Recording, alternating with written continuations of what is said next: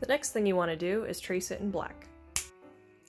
After I traced it in black, I like to erase some of the pencil lines just to get those out of there.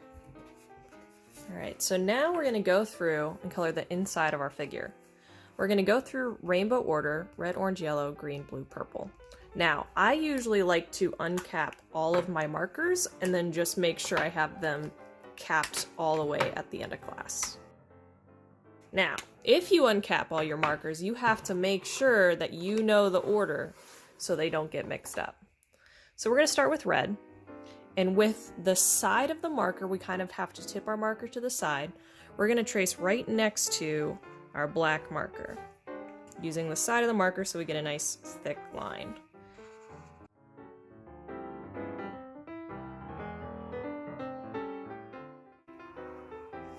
If there are some areas where it's left white, you can go back and just fill those areas in.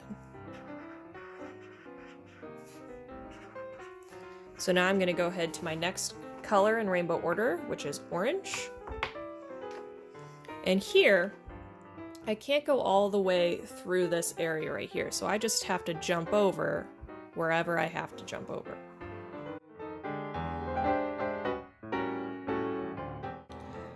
So my next color is yellow. Now this one I'm really going to have to make sure I jump over the places I need to. So like for example here, jump over, jump over.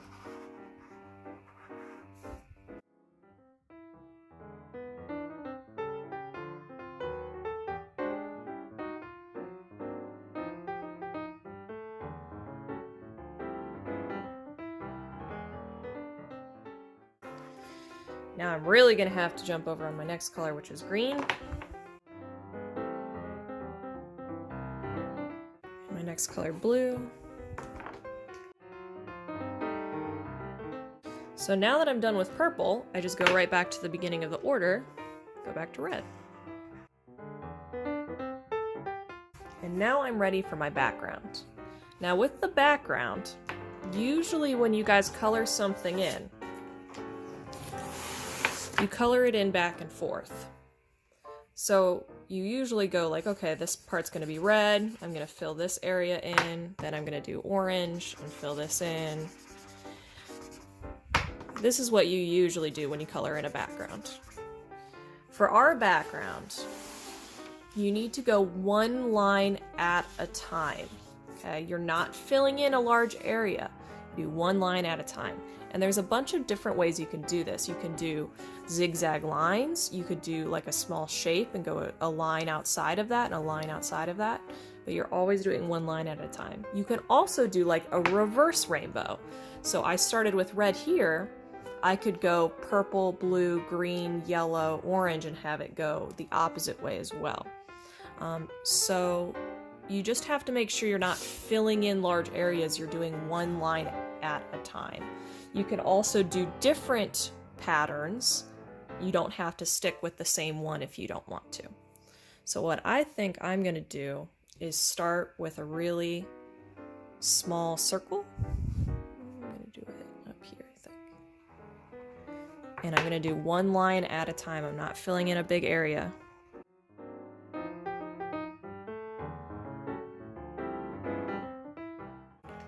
Now right now, I'm starting to run into my Keith Haring figure, so if that happens, you just have to make sure you jump over and go to the other side so you don't color on top of it. So right here, jump over to the other side.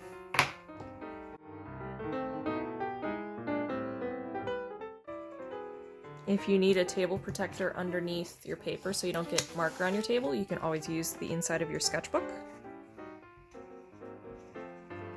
Or I can give you a blank piece of paper.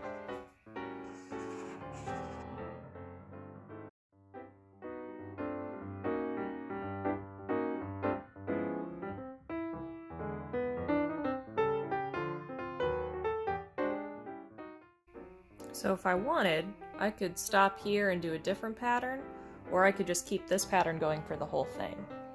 I think I'm actually going to stop and put another bullseye over here.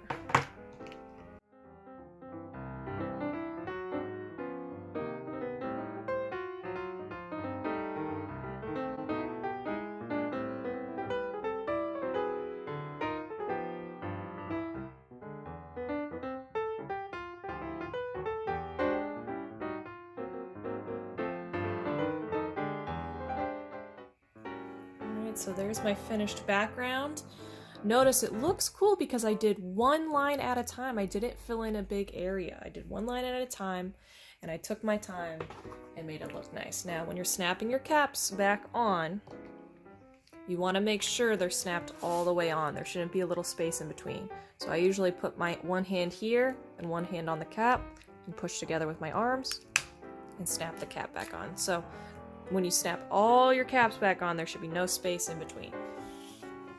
The last thing you want to do is, one, make sure you don't have like big white spaces. If you have teeny tiny little white spaces, that's fine. If you really want to go back and fill those in, you can. Just make sure you're doing it with the right color. So for example, this white space here, if I wanted to go back and fill it in, I would either use orange or red. I wouldn't use purple because that wouldn't make sense right there.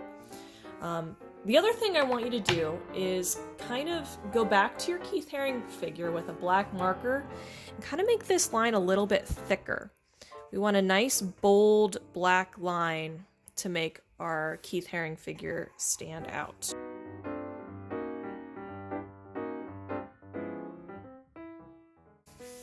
And there we go. All done.